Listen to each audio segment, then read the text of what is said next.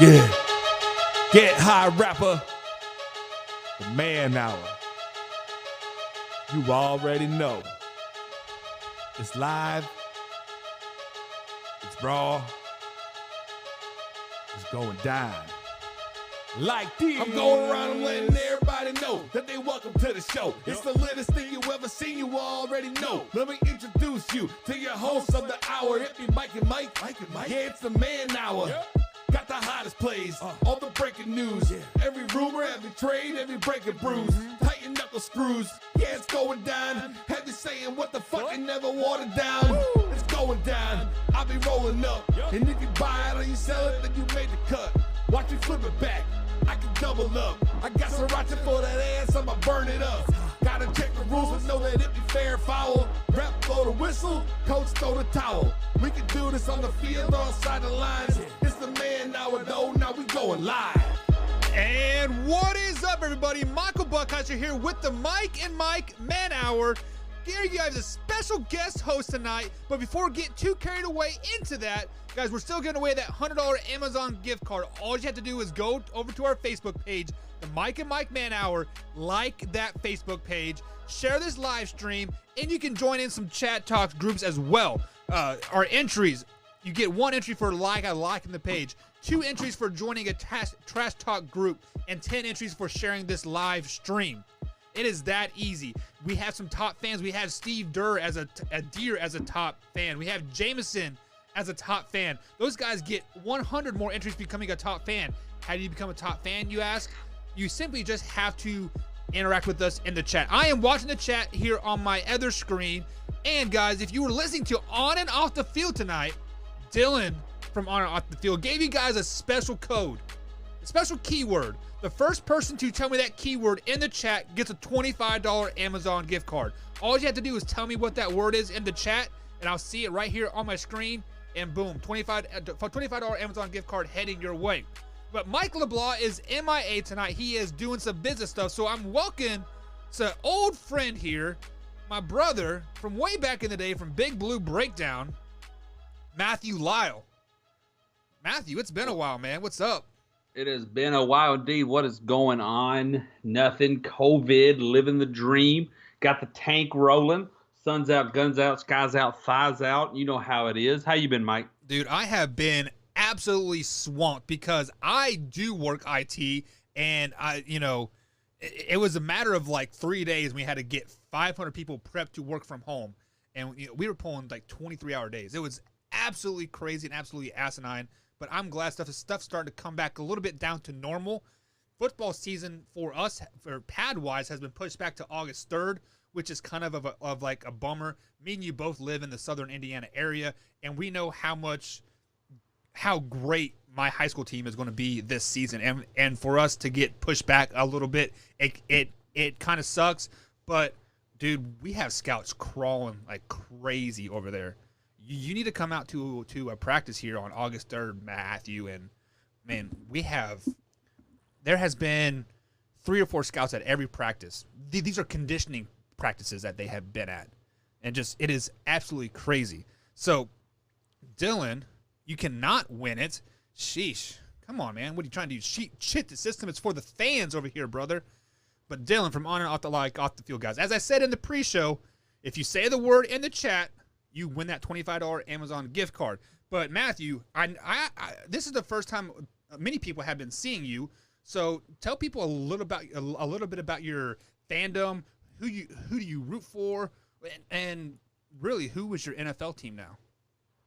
Well, I mean, first off, I mean, Kentucky Wildcats all the way. That's really where my allegiance lies. That's the only place that the heart will not move on is from Big Blue Nation. Kentucky football, Kentucky basketball, all the way down to which, I mean, not to go off the path too far here. If we don't have football this fall, then it'll just be that's the only sports. But it don't matter. It'll be Kentucky football, Kentucky basketball, and anything Big Blue. Really now, wherever my money is, man. That's where the football's at. That's where that pro team is. Whatever team I put those big smackaroos on, we got FanDuel, we got all the things going on down here in Indiana. Kentucky needs to get on board with that before they miss out on some great things. But yeah, man, wherever the money is, whatever I am feeling froggy, that's where I'm putting that money. And that's my fantasy team, my bets, my lines, the covers. You know, and Mike, and you know, I've been very passionate about it's okay to be a bandwagon fan. Why wouldn't we be a bandwagon fan, especially in pro sports? That's where you want to be a bandwagon fan. Pro sports is essentially a business. You know, you walk around, you don't walk around. I guarantee you go through most people's houses, there's no more RCA. You don't have a BlackBerry cell phone. I know Motorola tried to bring out the flip phone, the Razr again from back in the day, but you don't rock the old school phone. You rock the newest, the latest, the Apple. You have Vizio and you have Samsung. You have the new brands. You have the new. You don't deal with the Green Bay Packers because they were amazing back in the 50s and 60s and 70s. You rock on to, hey, who's there? Patrick Mahomes, the Ravens with Lamar Jackson. You find something new. So when somebody says, oh, you're a bandwagon fan, I say, of course. Why wouldn't I be? Why wouldn't I support a good company? Why wouldn't I support a company that puts out a good product? If you're a Cleveland Browns fan, I don't get what you're doing. You're still backing the world's worst company. This is the company that had recalls and they've been trying to kill you for the last 20 years. Why are you still supporting them? Yeah, I mean, like, but that's probably the best I've ever heard you say that. Like, you've been practicing, haven't you? Actually, yeah. I mean, because COVID, I don't talk to anybody. Right. My wife is 8 months pregnant. I don't talk to anybody. Right. I just talk to myself, and I come up with riveting arguments. And sometimes I talk myself out of a thought. But that's one that I'm not going to do. I'm not going to talk myself out of that. But on a little bit more of a serious note on that, I mean, you eventually start getting fond of a team. Right. And when you have a situation in the NFL where, you know, Tom Brady played for 20 years, and actually I got into I became a Patriots fan because I didn't know anything about the NFL until I got a Pizza Hut demo disc in 1997, and I could play the Patriots versus the Packers. And I was like, hey, that Patriots logo looks cool. So I picked the Patriots. And then when I started watching the NFL, I believe it was the Patriots' first Super Bowl. I said, there's my squad. Right. Little did I know that would have the next 20 years dynasty.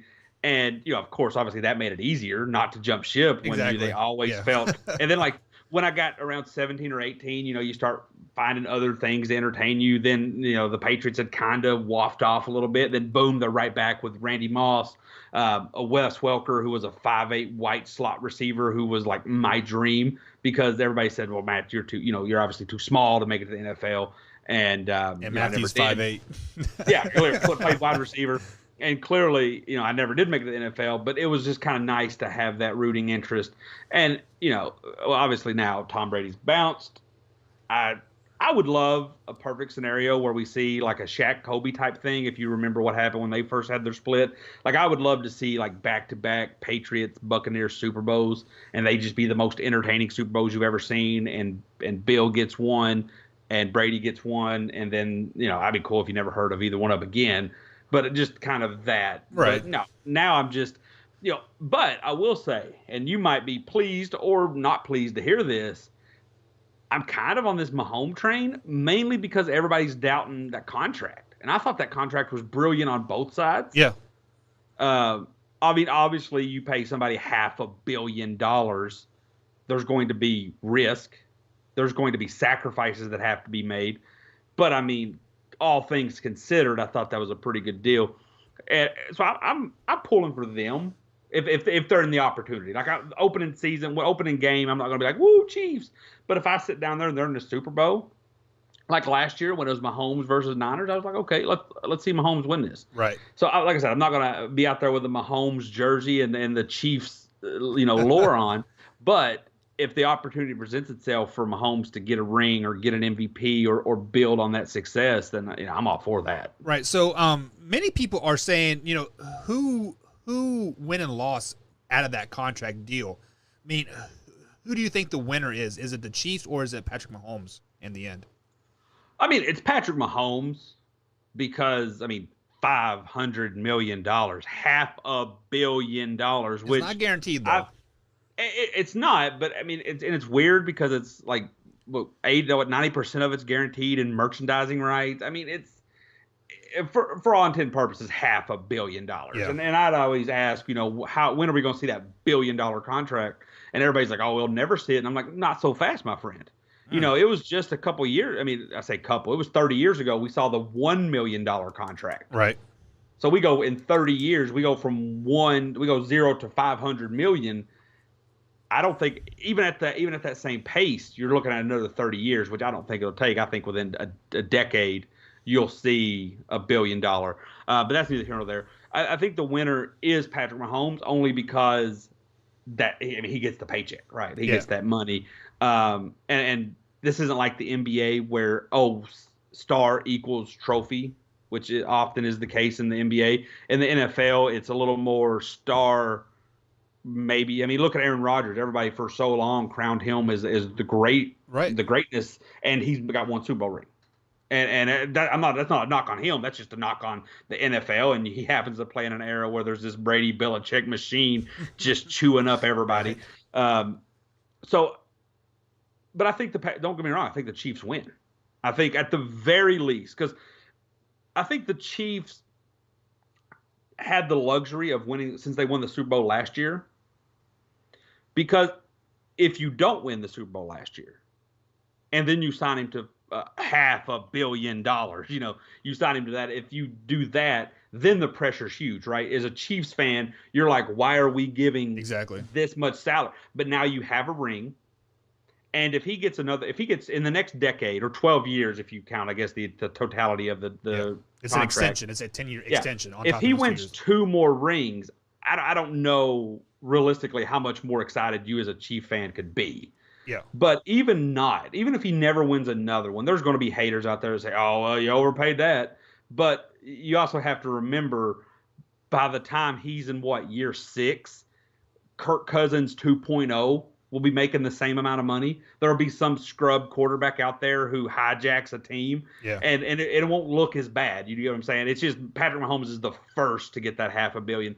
So I think, but even if not, I mean, you got a quarterback that is going to be at least, Mike, fun to watch. Yeah, at least every year you're going to, assuming injuries doesn't happen or some kind of colossal contract with another player, every year you're going to buy your season tickets, buy your jerseys, buy your hats, buy your helmets with the thought, we may win this year. And I think legitly obviously you could say that as the Patriots for the last 20 years, but in the last decade, is there only true Cowboy fans and a lot of fan base gets crazy, but how many teams can say that consistently in the last decade? I think maybe 3. And now that you're sitting at that table, that's got to just be a great feeling for the fans. I assume Andy Reid's health is fine. I don't know how old really he is. You got Andy Reid now, and now you got him locked in. So at least sitting right here, I'm like, everybody's a winner. The contract's done so in a way that everybody gets to win. You get to, and Lord forbid, he gets to the back end of that contract, and the money does get a little tight.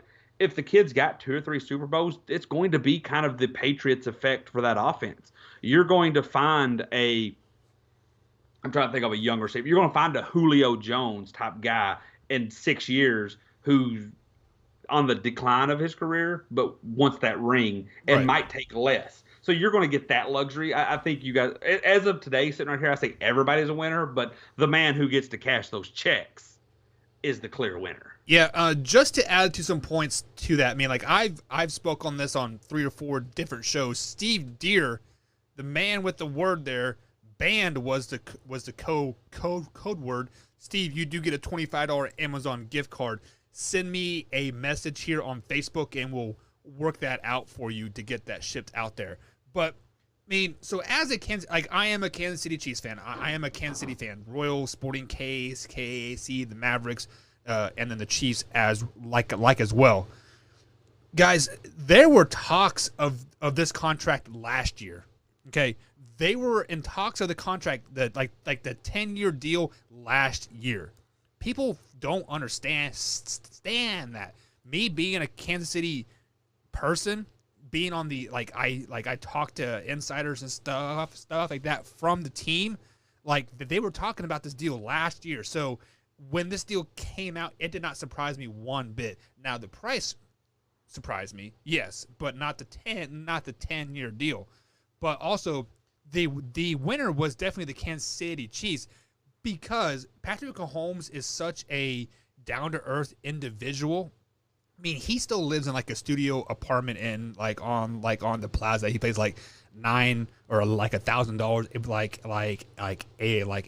a month for. I mean, he's a very humble, very down to earth person, and I think when it comes to year 7, year 8 of this deal, and he's still at the peak of his game. He'll be 35 years old, 34 years old. I mean, he's still due for another contract, more than likely.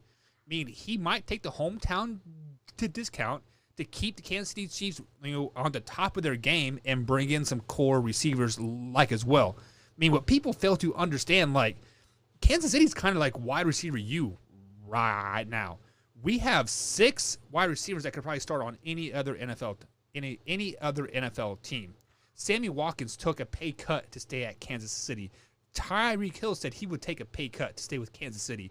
Travis Kelce said the same thing. Now, is it going to happen? Who really knows? We'll know next year when Travis Kelce contract's up, and then 2 years when Tyreek Hill's contract is up. But that is here or there. You spoke of the word championship. As a Kansas City Chiefs fan, we have been so mediocre for the last 20 years. We've been up and down, just like the stock market. And I'm happy that we are consistently making the AFC Championship game. Now, if we win one more Super Bowl, I would be I would be on top of the moon. If we win 2, man, Matt, you might see me in Florida partying up, man. I might be at that Super Bowl, right? Now, if we never win another AFC Championship, then I'm going to start to question, a little bit. Is Patrick Mahomes' worth ethic still there? Has the newness wore off? That type of thing. But I think you need to follow Patrick Mahomes on Instagram. He threw this behind the back pass. He was looking there and threw it behind his pass. Man, this kid is special. I will say you're a little full of crap on that one, and nothing against you. You don't know you're full of crap yet, but you will be, because let's fast forward. Full of crap 30, on what? Let's fast forward 20 years ago. If you went to Boston, the city of Boston, with the most arrogant fans base, one of the most arrogant fan bases around per city. Everybody could say the Cowboys fans are worse, but how many bad Mavericks fans you've seen? How many bad Ranger? It's the Cowboys. Up in Boston. Yeah, up in Boston, it's Boston, right? Boston. I don't know. Anyway, if you would have told them 20 years ago, hey, your quarterback's going to win 6 Super Bowls, your team is going to win 6 Super Bowls over the next 20 years, they would have said, I'm sure they would have said what you said there. Right. Well, let's not go there. You give me 1, and I'll be excited. You give me 2, and I'll be down in the city riding. I'll be naked running through the streets. And now, I think the best thing that could happen to you, because as a Chiefs fan, is Andy Reid retire and Patrick Mahomes still be amazing. Yeah, because if you have that long, Shaq and Kobe, you have that long Andy or Tom and Bill type thing. There's going to be a fan base that eventually your fan base will eventually get, oh, we can do this without them. And I think Andy Reid or Patrick Mahomes, either one. If they both, let's say for example, 6 years from now, y'all win 3 Super Bowls. Okay. It'll be split right down the middle. Now, the only thing that I think might save you guys a little different is Tom Brady, and as great as he's been, has never looked like Patrick Mahomes. Right. And Bill Belichick. That is not a knock on Tom Brady. No, not at all. Matthew is a Tom Brady fan, guys. Just let you guys know. That's a knock on everybody that's not Patrick Mahomes. And Bill Belichick was fairly unknown as far as the media went. He did have a little stint with the Browns and the Jets, but so when you think of Bill Belichick, you think, Patriots. Right. It's going to be a little different with you guys because we know what Patrick Mahomes can do. That's just ungodly type of talent. And we've seen Andy Reid so long. So even if he wins 6 rings in the next decade, I don't think you'll have that much of a problem. But complacency is certainly going to set in. Right. Because the moment you win back-to-back, you might allow 1 year of not winning it. But if that year you're not competitive, or that year. Because you got to remember, look at some of the Patriots fans. 6 Super Bowls, 9 straight AFC championships, 3 Super Bowls in 4 years, like appearances. Right. And there was it's nothing against you, Mike, or against Kansas City or the Kansas City fans. It's just human nature. Right. And you expect then I think you kind of get this area where you're like, especially for Kansas City and New England, I'm not going to like just act like they're not amazing. Like they didn't struggle. You remember that. And I think the last couple of years, there was a lot of New England fans. It's like, hey, I remember the 90s.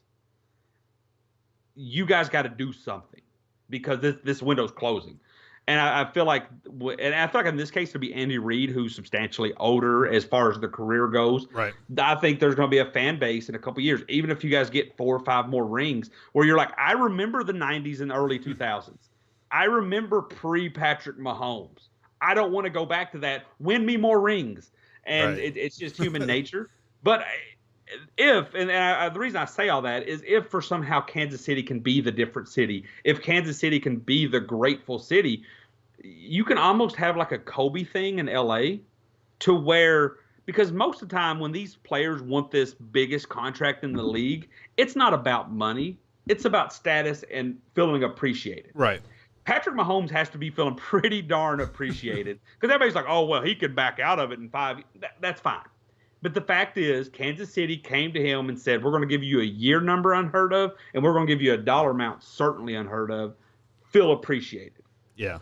And if the fan base allows it and the organization allows it, you talked about that second contract in 35, at the age of about 35. Yeah. If they come to him and say, hey, because the thing that really caused the Brady thing to go down drain is he wouldn't sign longer and they wouldn't offer him longer. If at 35 they come to Patrick Mahomes and said, we'll give you another 10-year, another $500,000 contract, which at 10 years from now, that might be a pretty fair deal. $500 million, you mean? Yeah, $500 million. Yeah, my bad. That might be a pretty fair deal considering how the market looks. We all know he's probably not going to play to 45. We all know that they have the opportunity to cut him at any moment, but it's all about appearance. Yeah. And if the fan base can just stay calm, no matter how many Super Bowls you do or do not win over the next decade, I think you can truly have this guy for 20 years. Now, whether or not he plays all that, whether or not, you know what I'm saying? But what gets crazy is when, especially if these first 3 years are absurd.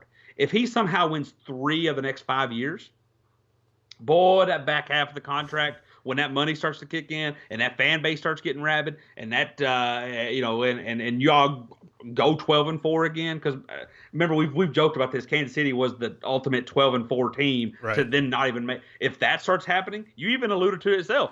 You said it there. You said, oh, if we win 2 Super Bowls, I'll be running the street. But if we don't win the AFC, boys, if that happens, I already think it's already going to start to come out. So I just implore fans to enjoy the ride. As somebody who I like to consider myself a rare fan in the sense that I got to enjoy the Patriots ride, but I can also take that. I can also get up out the ride and go on and live my life. Like there's people in Boston burning jerseys. There's people in Boston getting Cam Newton tattoos. There's people in Boston cussing out Bill. You know what I'm saying? Like they can't step back because that last 20 years, as amazing as that is, that's their life. I've been able to kind of step back and say, man, that was fun. But is it over? Probably. Yeah. And if not, I'll enjoy it. And if it is, I'll enjoy it equally as well. So I just got to tell you, that goes by quick. And there's going to be years, like between when they beat the Eagles and before they got Randy Moss, even though that was just, I believe, 2 seasons, it felt over. And then the 3 years Mark Sanchez made it, it felt over. And then the 2 years that Peyton Manning was there, it felt over. But it never was. And now it probably is now. So I'm just saying there's going to be moments where you're like, I need more. Enjoy that ride, man. That's just my thing. Because you're in a position, because everybody's like, oh, well, this ain't the first 10-year contract. I'm pretty sure this is the first 10-year contract by somebody as young as him. Because I believe Brett Favre's and Drew Bledsoe's, they, even in a perfect scenario, wasn't going to last 10 more years. Yes, and let's just go ahead and jump over to the comments here on what are they saying? Facebook page. Jameson says that it has been 16 years since we got a back-to-back Super Bowl winner. The chances are very, very slim. I agree with you. I think the chances are very slim. And I'm not going to knock the Patriots' dynasty by any means, but I feel like the AFC was a lot easier back then as well. I mean, like, if you look at the AFC now, I would say the AFC now is worse than it was before. Yeah, but because you got to remember before you'd had Peyton Manning and the Colts, you had Ben Roethlisberger in that mean defense. I mean that was, you have the Chargers and LT always going 14-2. Now they could never get it done. Right. I would argue now the only thing they have going forward is Lamar Jackson and the Ravens, which has all the potential to be scary. But I'm going to need that third year because that first year Lamar wasn't very good. Last year was spectacular. I kind of need to see that third year. Right. But I would argue it's not as competitive. Would you think this year is the biggest toss-up for the AFC though? Because you got the Colts with Phillip now. You have the Ravens. You have Cam Newton and the Patriots. Then you have the Chiefs, and then you can even throw in a wild card team in there like maybe the Titans or Houston Texans even. I think, and now mind you, to kind of point what Jameson said, at no point during my little ramble there did I say that they were going to go back-to-back. I think back-to-back is very tough. I think the 3 and 5 years is the most likely situation because you win it year one, then you're a little full, so you lose it the next year. Then at year 3, you're hungry again. Right. Year 4, you kind of reshuffle the deck, and then year 5, everything kind of falls into place. Because if you notice, that's kind of how the Patriots did it. Mm-hmm. Even like the Cowboys and the 49ers, even though there may have been some back-to-back years, there was that year of like, oh, we're full, we have to reload. I still think this year the Chiefs are just so – what Patrick Mahomes can do is essentially what Ray Lewis did for that defense back with the Ravens. Right.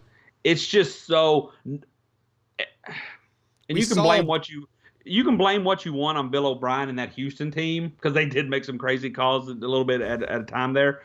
But when 14-point lead is essentially a 3-point lead, that's just so tough. Yeah, very, very true. But Matthew, we gotta take a quick little break here, guys. Gotta pay them bills. On the other side of the break, I am going to get to the comments here, like our Facebook page. We got comments on YouTube channel at as well, and also on Twitter. So, guys, we're going to take a quick little break, and we'll be right back.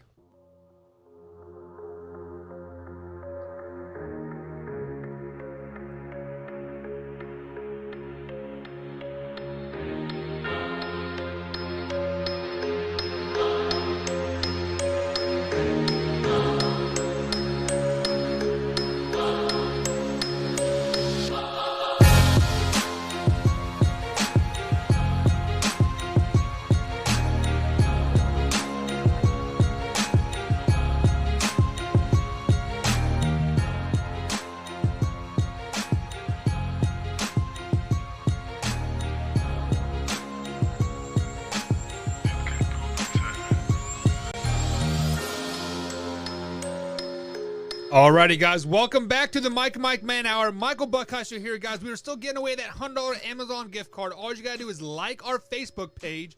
Unlike what Jesse from Infinity Sports over there said we had to give your left leg. I mean, come on. All you have to do is like the Facebook page. And if you want additional entries, share this live stream and join some of our Tash Talk groups. It is just simple as that. But tonight we do got a special guest on. We have Matthew Lyle. Me and Matthew go back quite a while here. 3 or 4 years now, Matthew? We've been talking sports together. And just to address some of the comments in the chat here over on the Twitter, Trent says Patrick Mahomes will not win another Super Bowl in 12 years. I mean, that's a bold statement, and it could be very, very, very, very true. But I think I think the Chiefs are built to win now, and just like what Matthew said, 3 and 5 years is very, very attainable. Jameson says he gives the 55% chance for the Chiefs to get back to the Super Bowl this season, I don't think that's a very slim chance. I think that's a pretty fat chance there. I mean, yeah, considering that, like, this is the AFC Championship where they're playing two teams. Like, if you were telling me this before the AFC Championship game and it was Chiefs versus Ravens, and you said the Chiefs have a 55% chance of winning the game, I would say, okay, that means you're going to anticipate a close game. But you're telling me you have the 16 teams that 55% of all the 100% goes to one team. I would say that's absolutely an amazing chance. Yeah, I mean that's definitely a very, very fat chance. So Matthew, we were going to get into a segment called Factor Crap tonight, but let's just go ahead and move past that and let's get into some more football talk, guys. If you are following us on our Facebook page or Instagram page, we posted up this graphic earlier. And we asked the people who is the better quarterback. Is it Kirk Cousins or Matthew Stafford? Just some stats here. Kirk Cousins, these are all career stats. Kirk Cousins has 12,865 yards passing, 85 touchdowns, 32 interceptions with a QBR of 98.8. That's the average per his career. Matthew Stafford has 13,401 yards passing, so roughly almost 1,000, I guess only like 500 more. 79 touchdowns, that's 6 less. 32 interceptions there, neck and neck there, and then a QBR of 94.7, 4 points less than Kirk Cousins. So, Matthew, I am going to give you the floor here for however long you need. Tell me who is the quarterback and who would you have on your team? I'm taking Matt Stafford. I'm not Ron Jaworski. You remember him back on the old NFL Live? He was like, I've watched hours of tape. I haven't watched hours of tape. I don't watch a whole lot of either one of them. And I'll be honest with you, in about the last decade here, I've watched nothing but the Red Zone channel. So I don't really have. Yeah, it's amazing. It's the greatest thing ever. If you got ADHD, I strongly encourage it.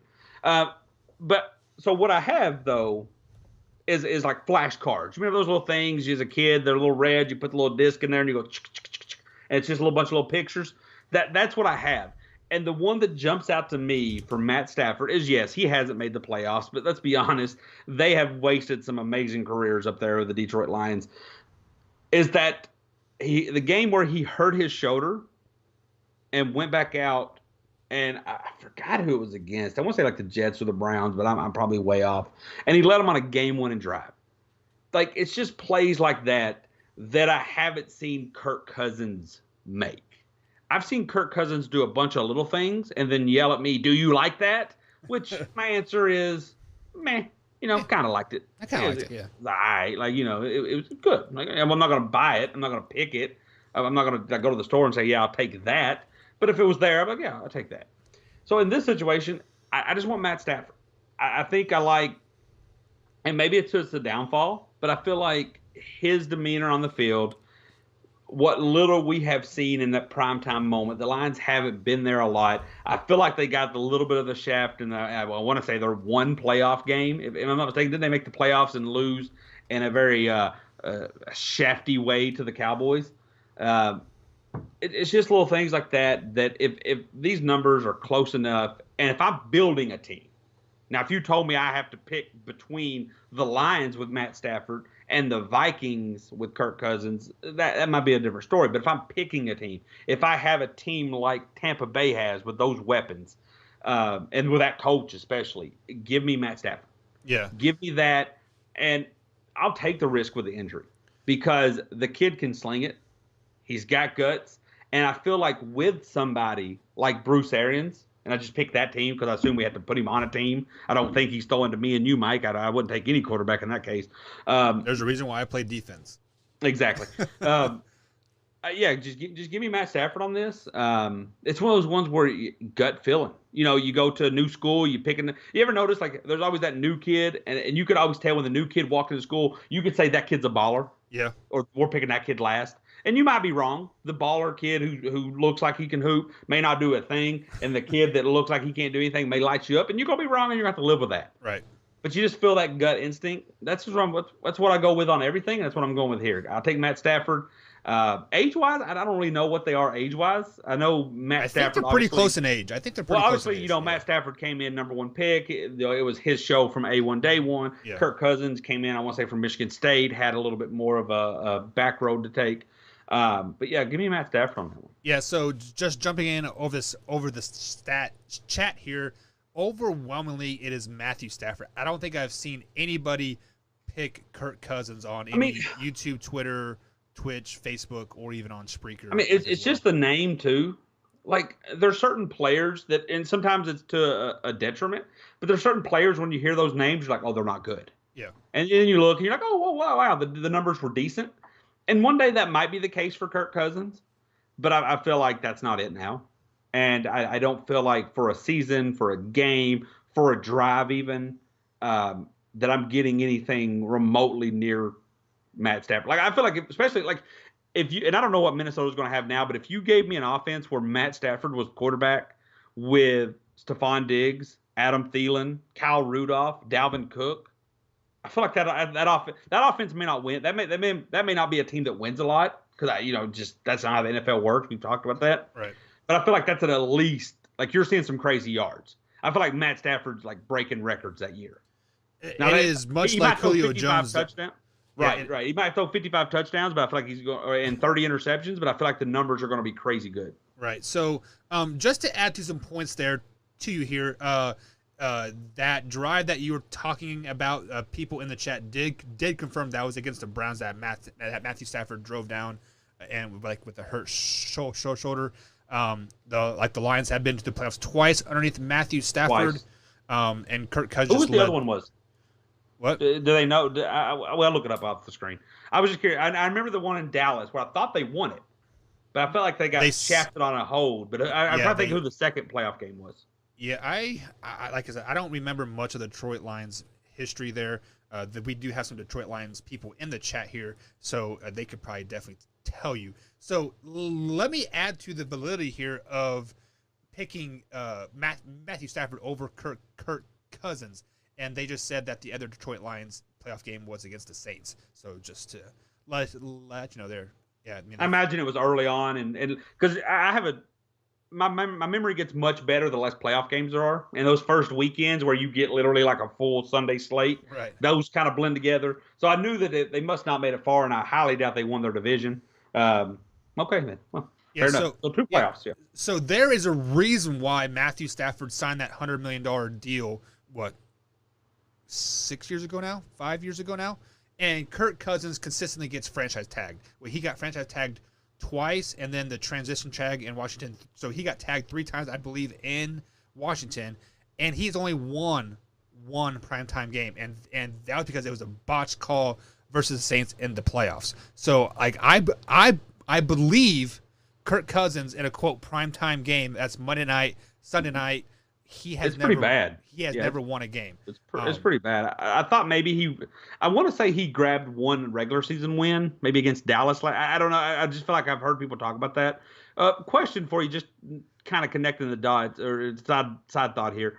Was it Matt Stafford or Sam Bradford that got the rookie contract so big that it created the rookie rule? That was Sam Bradford. Because he signs like because they're about the same age too, ain't they? I think Stafford's probably older because Matt Stafford was with Georgia in 2007, and then Sam Bradford, came out the next year from Oklahoma because he lost to Tebow in the championship. So that's crazy that Matt Stafford. I mean, that's another reason right there because Matt Stafford, bad as he's struggled, still kicking it around. So the only thing that I could validify giving Kirk Cousins a little bit of edge is that he has never had weapons around him, you can say. Because when you go back to his Washington days, who did he really have to throw the ball to? No receivers are popping out of my mind. I can't even think of a running back that they had, and then, last year was his only year with a credible wide receiver core with Stephon Diggs and Thielen, and he did pretty well. Now, Matthew Stafford had Calvin Johnson for what? 8 years? Calvin Johnson, but I mean, he also, like, the rest of that team was horrible. I mean, that's a team that I feel like there was there could have been something there. if there had been a better team. But yeah, I mean, that is a good point. I don't know who else he's had. Nothing really jumps out as far as true ballers outside of Calvin Johnson. I mean, there's some Galladay now has some potential, and I think Marvin Jones was somebody that I would definitely take in fantasy. But yeah, I give you that. But I think when we're talking a smorgasbord, I feel like even though I don't know if the record would have been any better, I don't know if their playoff success would have been even higher. I don't even know if they would have, and I don't know if Matt Stafford would have probably thrown an interception on that wild play to Stephon Diggs in the playoffs. But I feel like overall, with Diggs, Thielen, Rudolph, everybody else, I feel like that one season, that would have been like Stafford's like 6,000-yard passing season. Right. So, I mean, when you are judging players, like who is, like let's be honest, they pretty much have identical stats. Like a couple hundred yards more here, a couple more touchdowns. I think of if I were to put this quarterback on, let's say, the Kansas City Chiefs, would you take Kirk Cousins or Matthew Stafford? There, I think I would take Kirk Cousins, just because he has a little bit more scrambling mobility, able to stretch the plays much like Patrick Mahomes does. I'm not saying he's like Patrick Mahomes whatsoever. I'm just saying he kind of has that ability type of thing. Now, if you were to take those two quarterbacks and put them on the Dallas Cowboys, I'm going to take Matthew Stafford. I like his pocket. I like his pocket presence, the arm strength to get the ball down the field, and to turn around to hand the ball off to like Zeke as well. So, I mean, it is really it comes down to what team you are putting these quarterbacks on, and I want to say Matthew Stafford probably fits better on more teams than Kirk Cousins, so that's why I think Matthew Stafford is a better quarterback in the end. And I think that's what a lot of people have taken into consideration with these who's better, and a lot of people don't. And it's not even just about what you think is a better skill. It's about what annoys you as a person. It's about what you enjoy as a player. I mean, when you think back to some of your, I think NBA, because style is more allowed in the NBA. But I grew up watching AI, Tracy McGrady, and just retired Vince Carter. Those were players who were great. Were they the best in the league? No. I mean, Kobe Bryant was better than all three of those, but I enjoyed these three over Kobe Bryant. Now, I'm not saying they're better. I'm just saying that you let me pick. That's who I'll take. And I think that's, and I think that's something that a lot of people have to take into consideration. What frustrates you?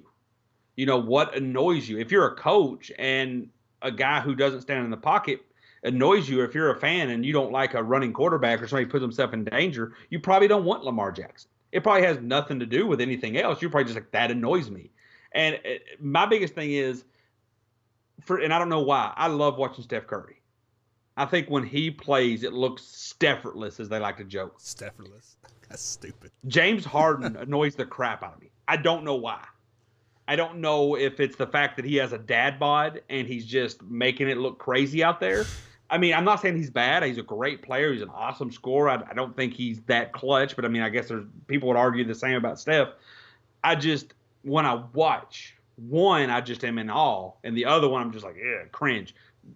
I don't try to change anyone else's mind. I wouldn't want anybody to try to change my mind, and I think that's a lot of things that people don't realize. So, there's a lot that, when I see Matt Stafford throw an interception, I may watch that and be like, okay, you were trying. I like what I seen there. It didn't end well, but I like what you were doing. Kirk Cousins might throw a touchdown, and I'm like, I hate you. I don't know, but I think that's a lot of things, just kind of popped in my head when talking about this. People don't take into consideration when they're like, oh, well, who would you take? Well, maybe you want a Michael Jordan guard, or maybe you want a LeBron James because he's a 6'8", beast who just can jump from the free throw line at will. And Michael Jordan was a smaller, more finesse type player, especially early in his career. That's why I don't ever like to engage in a lot of those conversations, but that's just kind of my thought on it. So, and then also, like another kind of ruling thumb that I use is if they were to flip-flop teams, if you would put Kirk Cousins on the Detroit Lions and Matthew Stafford on the Vikings, who would have a better season? Yeah, I mean, it's a good one too. Kirk Cousins would be irrelevant in my opinion. You switch them, Kirk Cousins would be irrelevant. That team had just so many holes, and I think Matt Stafford with the Vikings, especially last year with that roster, probably puts up. Like I said, he's not perfect. He's going to turn the ball over, and they're going to win some games where you're like, how did you lose that game? But I think he puts up absurd numbers. Yeah, like I think Matthew Stafford has had such a tough career that he has that thicker skin and maybe a more eagerness to win. Like, hey, like I'm 33 or 34, like, and like, it's time for me to do something. And I think Matthew Stafford on the Vikings would do better than Kirk Cousins on the Lions, just because of that cultural difference that they've had in their careers.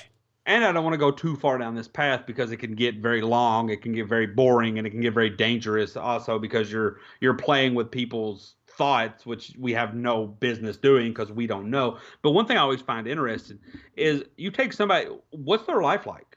And then when they check out of the field, people like to think this isn't a part of the game, but what do they do in the other however many hours a week that they're not in football pads or not in a helmet? And I ask that because, like you said, Matt Stafford seems like a kid from Georgia, a kid from the South, seems like a kid that go out there and get tackled, buddy. Just is used to taking a hit. He's been injured. Right. So if he ever got on a playoff team, if he ever got on a team like the Vikings where there was weapons, or the Buccaneers, like we talked with all those weapons, that the kid would lay his life on the line, probably to a fault, because he's like, oh, I've been beat up there in Detroit for years.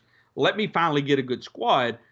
Kirk Cousins, and I'm not saying I don't want to take anything away from him, but you have to look at does he look at his career as, I've just secured my family, right? Like he wasn't a top round pick. I think he went second or third, which don't get me wrong. I don't want to get into discussion. I know everybody in the NFL makes good money, but when we're talking in context to everybody else, Kirk Cousins, when he signed that deal, just set his family up. You mentioned himself. No more short-term deals. He locked it in. And I'm not saying he goes out there and he's like, well, I don't want to get hurt or I got my money. But there's this thing in the back of your head where your priority. And there's a difference. And if anybody who's played sports knows, your 100% is not the same every game. I played wide receiver. If the weather was perfect, if we were on a nice turf field, if we were playing a team where the game actually meant something, my 100% was a heck of a lot different than if we were on some mud slop with pouring rain. And it's cold out and you can't, you try to keep your hands warm and that ball just feels 10 pounds heavier. Right. That 100% differs. And I just think, I find it very interesting. I enjoy having the thought process, at least, or the conversation. When you take Matt Stafford and Kirk Cousins, what's their 100%? And I don't want this to be a negative. Yeah. Me and Billy from an old show, we always used to have this conversation. LeBron James 100% and Michael Jordan 100% probably was two different things. But that's a beautiful thing because it cost Michael Jordan a lot of personal connections. I mean, you watch The Last Dance. People who have been his friends for 20 years hate him now for things he's still holding grudges against. Right. He still hates Scottie Pippen for missing the first half of that 98 season. You can't be that much of a killer on the court and then go home and spend time with your kids. No, you go home with that same fire and passion. Yeah. You're sitting at home making up stuff to be pissed about. LeBron James seems to have a good connection with his family, right? Like he seems to go home and do a little Taco Tuesday, and he wants to kick back. He wants to do Space Jam. Life's amazing. There's nothing wrong with either one of those, but that's just two different levels of 100%. And I think that's something, too, that I find very interesting about, like, the Kirk Cousins, Matt Stafford.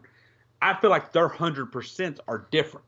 And if you put them both on great teams, if you put them both on the Chiefs, as you mentioned, I feel like the 100% you're getting from Matt Stafford would be different and probably more beneficial from a team standpoint than 100% you get from Kirk Cousins. That is a great point. I never thought of it like that, too. But let's go ahead and shift gears here, jump into the chat here, and they it has been officially announced that the NFL preseason has been canceled, and they have to cut the roster down to 80 players within the next week. What are your thoughts on that? So the thing, as far as football goes, as far as the actual quality on the field, I'm fine with it. I mean, I think the preseason had become really the only thing enjoyable about preseason is the fact that the NFL was back. And as a college football fan, you kind of get to see some guys who's not going to make a roster right away. It was kind of fun. Right. So I don't really concern myself with, I don't think the quality is going to dip on that. My main concern is now we lost the buffer. Right now we're metal on metal. Because before, when everybody, no matter what your thoughts on COVID and the situation, anytime it popped up, you was like, well, we still got preseason. And as long as they kept canceling, they canceled the Hall of Fame game, as long as they kept chipping away at game to game, you always felt like you had that cushion. That cushion's gone. Yep. Because now the only thing they have to do is start canceling actual games. Now the only thing you have to get rid, you've done cut the fat off. Now the only thing you can start cutting off is true meat. And that gets a little concerning to me. Another thing that I find interesting, do they get to ride with the 80 players all season? Ooh, that I don't know. I mean, because as a semi-pro guy, and you know this, Mike, now's your chance to make it. Right. If NFL teams are carrying 80 guys, which it makes sense. I mean, it makes sense from a standpoint of somebody gets you don't get time COVID. to cut. Somebody gets COVID. Somebody gets hurt. Somebody has to be on lockdown for 2 weeks. I mean, obviously, there's not a player out there you can pick up to replace Patrick Mahomes if he was to get it. Right. But the other, there's 30 other people on that roster that is, I don't want to call them replaceable, but they can be replaced short term. It is always the next man up mentality for everybody. In the NFL. Every team has typically a 53-man roster. I would say about 40 of them you get to really go next man up. Every team's got that 10 to 13 players where you're like, nope, there is no next man for that. Yes. So one of the biggest things that I've seen earlier, like when you brought if they're keeping all 80 players, I actually saw where they're cutting down the practice team down from 16 down to 10. So I would not count on them keeping the 80 guys. My concern with the 82 is, are they going to put some kind of flexibility with the salary cap? And the chat said they have to cut it down to 55 before the season starts. So they're not keeping all 80. Okay, so they're not keeping all 80. Yeah. Because I mean, I guess it makes sense to me both ways. Because you get more bodies, more chance of getting COVID. More time. Yep. Yeah, I mean that makes sense. But also, if somebody gets COVID, you don't want to. Because also, if we're trying to, because the NFL can't bubble. The NBA has the luxury of bubbling because they've cut it down to 22 teams, and you essentially have 20 players and personnel. So that's a much more manageable. Where in the NFL, you have 32 teams. You can't play. We've all seen basketball played in buildings. You can't put 10 football fields beside each other and make that happen. You have 100 people on a roster and training on a staff. My concern, the reason I thought the 80 might work as well, is you get to somewhat control those 80 people, right? Because let's say me and you are free agents. Right. Well, we would never make a 53-man roster, but let's say we would make an 80-man roster. Okay. Well, if you have an 80-man roster, well, we know we're probably not going to play. We're not going to do much, but we're going to be near the facility. We're going to be active with the team. We're going to be learning things. If you don't have us, we're going to be flying around working out. Right, we're going to be New York, L.A., Florida. We're going to be flying, and that's my only thing is, obviously there's always a free agent pool for NFL players to dip into. I found it interesting that the 80 players might be a long-term or at least a season-long thing. So you get to have your free agent pool there, and you get to kind of control that free agent pool. That's actually a really good point. Yeah. Hey, hey, I'm the Buffalo Bills. You're in L.A. Can you get here tomorrow? When really. I don't even know if we're going to get to a point where that's acceptable, right? Like you fly from LA to Buffalo, they're going to want you locked down, they're going to want you to test, they're going to want you to take at least a couple of days. And in the world of NFL, your player gets hurt on Sunday, you want that guy on the roster Monday. Yeah, you want him there Sunday night at midnight to sign his contract. You want him, you want him in pads, gears, clacking Tuesday day at practice. You want film on Monday, practice on Tuesday, and that's why I know there's a lot of questions on how that salary cap is going to work, but also I could see it making an exception because you do want that, because 30 players would essentially give you Noah's Ark, 2 of everything. Yeah. And, so I don't know. I mean, it's interesting. The main thing that made me nervous is now that cushion's gone. because now there's nothing for you to take away but actual games. So let me ask you this question before we wrap up the show here. I mean, people have said that they did not schedule, or like they kind of mixed the schedule around for like non-division games the first couple weeks so they could cut those games out if necessary. Do you think if they have to cut out games, they would just move the season back, to start, say, October? Or are they going to cut out those first 3-4 weeks? Like, what is the ideal situation in your eyes? So in my eyes, it would be that flexibility. The problem is, well, first off, the Super Bowl is like the next thing to a holiday. Yeah. Like, we know the next 5 Super Bowls. Like December 25th, 4th of July, January 1st, whatever, the first Monday in February or Sunday in February. Yeah. Those are like national holidays. But my bigger concern is, think back pre-COVID. Think right before COVID, before all this hit and life got changed. What was the big sports news? NFL signed a new deal.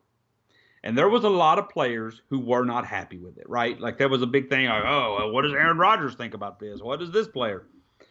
So I felt going into COVID that the tensions were already high between the PA, the Players Association, right, and the owners. I don't see either side being real flexible. Because here's the thing. I would imagine if the first 4 games of the season gets postponed, it's not going to be announced today. It's going to be announced like 3 days before the game. So you're still going to be practicing. You're still going to be tackling. You're still going to be click-clacking. You're still going to be making hits, working out, putting your body through hell. I don't see a lot of these PA players, the union, the big-time players, being real cool with being flexible, considering how the NFL has kind of been a dick lately, like the last decade. Like, oh, you want to smoke weed? Yeah, you better give us a lot of money. Oh, you want to do that? You want to wear fancy cleats? But not on my watch. You want to do, because no fun it's kind of, right? Yeah, it's kind of like the moment. Oh, you want something? You want to wear dark visors? Well, what are you going to give me? And I don't see those players being too receptive when they're saying, hey, guys, I know you've been practicing really hard. How about we just push everything back another month? Yeah. I just don't see that being too receptive. I don't see players being willing to do that. Because I think at that point, even your mid-tier players would start saying, nah. Because that was always the thing, right? Like, the top 10% could afford a lockout, and the rest of the 90 couldn't. Right.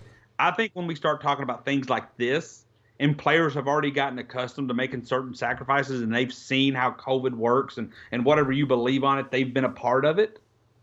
I could see more players saying, you know what, we'll just meet you in summer of 2021. Well, right? We'll take that hit. Yeah, just to add to some context there, the NFL and the Players Association have already agreed to some type of contingency plan if the NFL season doesn't happen, that the players do still get paid. So there was kind of a give and take there. I don't think they have. Is that enough though to go the entire month? Is that enough to do? Because I mean, you got to remember, this is an NFL league that didn't want you smoking weed without giving up the boat. Right. Yeah. I mean, like, I don't know any of the details in it whatsoever, but I do know that a plan is in place to pay the players if the season doesn't happen or if the games get cut down. Jameson says that they will postpone the games, and like, I don't think they have the flexibility to postpone the games because of, for one, the Super Bowl is a national holiday. Like, let's be honest, this, like, just like you said, 4th of July, Christmas, New Year's Day, Super Bowl.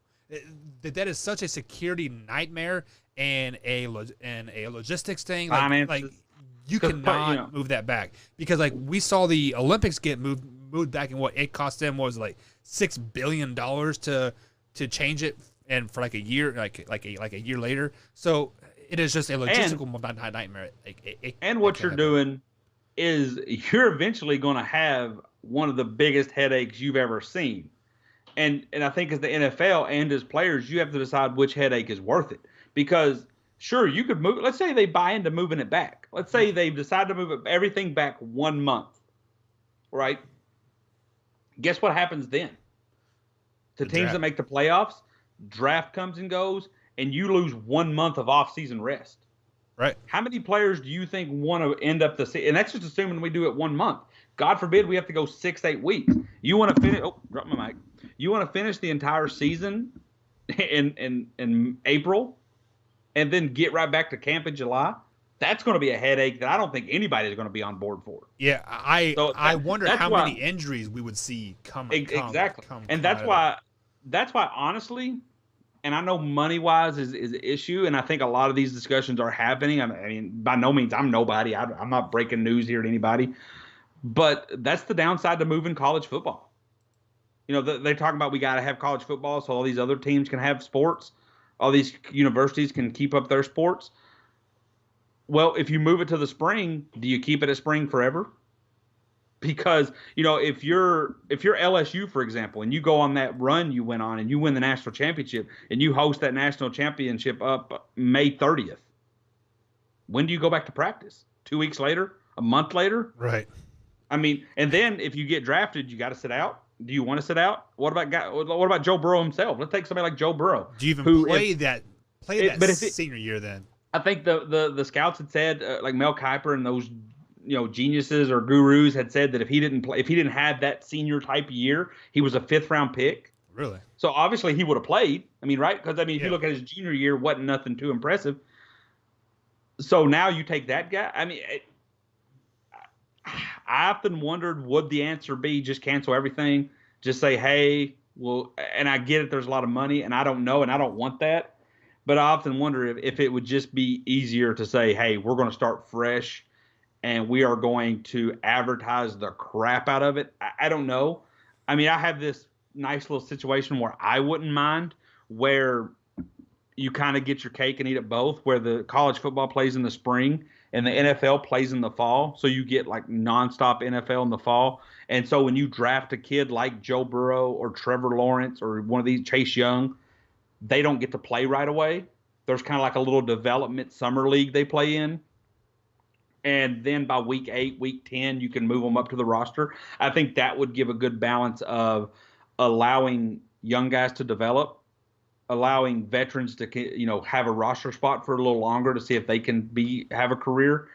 And you can, I mean, think about it. You would essentially have football 12 months a year in some form or fashion. That would be a contractual disaster, man. Like that is something that to do in the WNBA. I'm not for sure like exactly like all of the logistics, because the WNBA does play in the summer and they draft in like right. I don't know. Well, your really only problem would be that first year, right? Because you would probably draft a guy in April. He'd probably play another month of college football, and then his NFL career would start 2 months later.